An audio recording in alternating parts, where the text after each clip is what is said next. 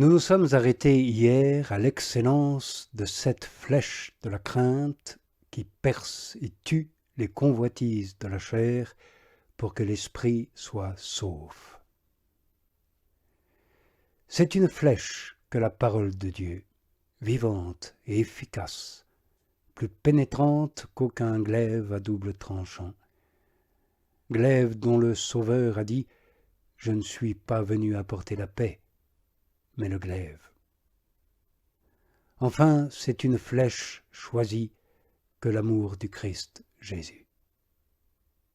Elle n'a pas seulement pénétré dans l'âme de Marie, mais elle l'a transpercée, si bien qu'elle n'a laissé dans son sein virginal aucune parcelle vide d'amour.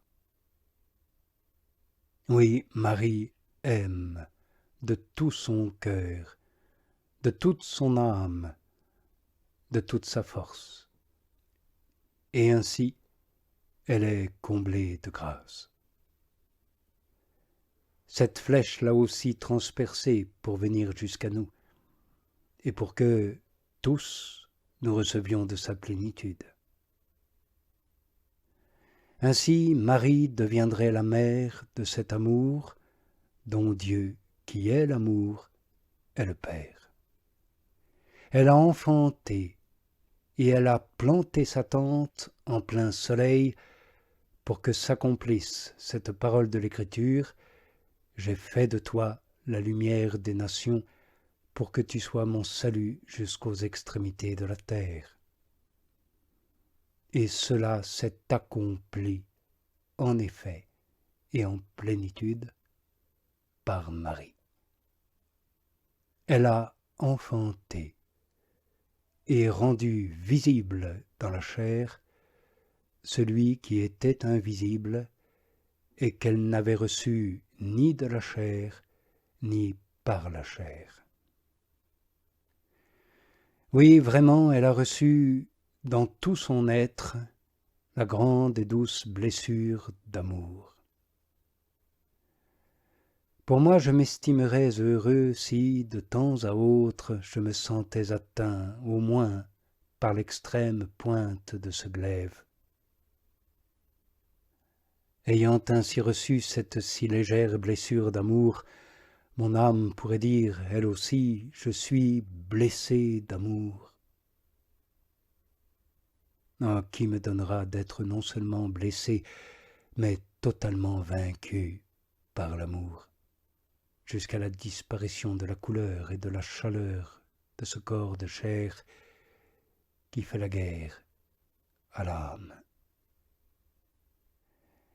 Si les filles du monde reprochaient à une telle âme sa pâleur et son teint terne, ne crois-tu pas qu'elles pourraient à bon droit leur répliquer « Ne prenez pas garde à mon teint basané, car c'est le soleil qui m'a terni. » Et si elle se souvient d'en être venue là grâce aux exhortations et aux réprimandes de quelques serviteurs de Dieu, jaloux pour elle de la jalousie de Dieu, ne pourra-t-elle pas conclure en bonne logique et en toute vérité que les fils de ma mère ont combattu contre moi?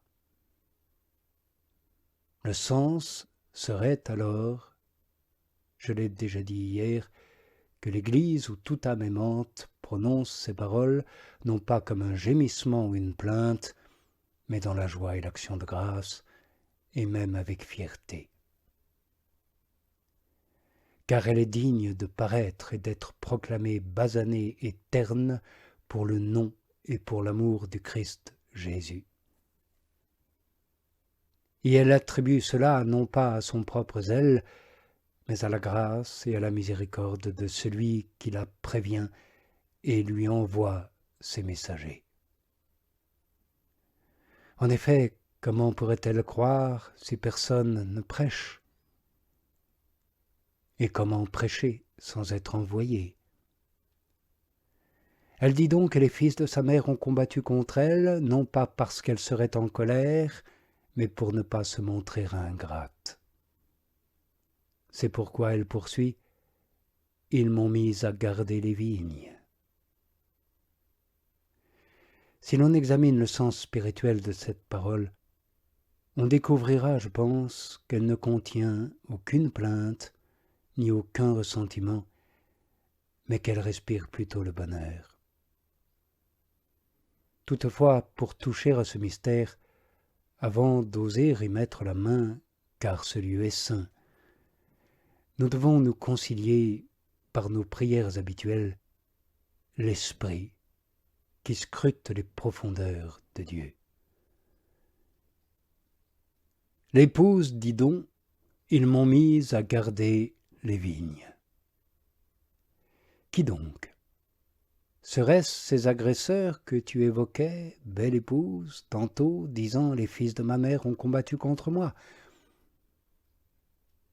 Écoutez et comprenez, si l'épouse ne reconnaît pas avoir reçu cette charge de ceux-là même qui la faisaient souffrir.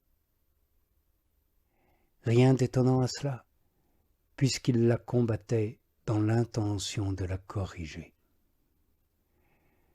Qui ne sait en effet que bien des gens sont harcelés bien des fois par amitié et pour leur profit.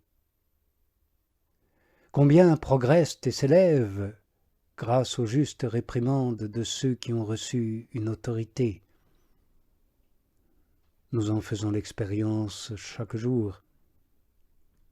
Il nous faut donc montrer, autant qu'il se peut, comment l'Église a été combattue par les fils de sa mère, dans un esprit hostile, mais pour un dommage salutaire.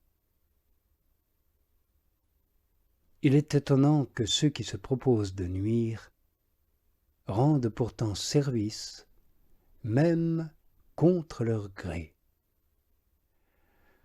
Or, l'interprétation donnée hier et au début de cette évocation inclut l'un et l'autre sens. Car il n'a pas manqué de gens qui ont attaqué l'Église, soit pour son bien, soit pour son malheur. Ils l'ont combattu avec des intentions différentes, mais les uns, comme les autres, lui ont rendu service.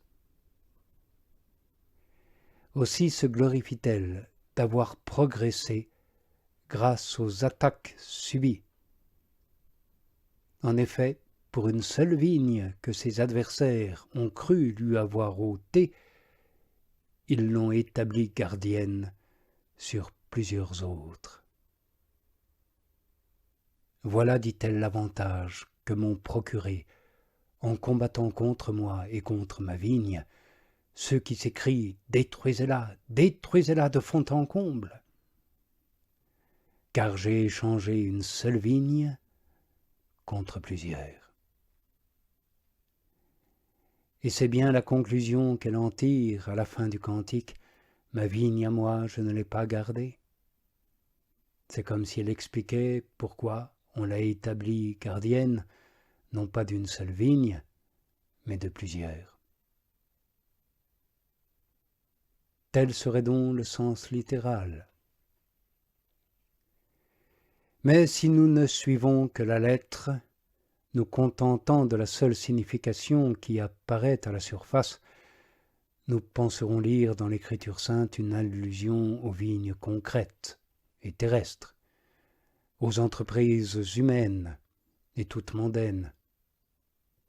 Concernant les vignes terrestres, nous les voyons chaque jour se nourrir de la rosée du ciel et des gras terroirs pour produire le vin qui entraîne à la débauche, et ainsi les entreprises toutes terrestres et mondaines.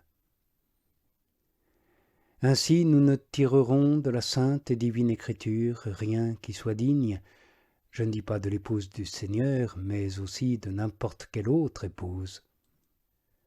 Car quel rapport y a-t-il entre des épouses et la garde de ce genre de vigne? Même si ce rapport existait, comment prouverons-nous que l'Église a été parfois chargée d'une telle tâche? Dieu se mettrait-il en peine de nos vignes mondaines? Par contre, si nous suivons le sens spirituel, nous comprenons que les vignes sont les églises, c'est-à-dire les différents peuples fidèles. D'après le prophète qui dit « La vigne du Seigneur Sabaoth, c'est la maison d'Israël ». Et nous développerons demain ce sens spirituel, avec la lumière toujours indispensable de l'Esprit Saint, sans laquelle tout n'est que ténèbres et illusions.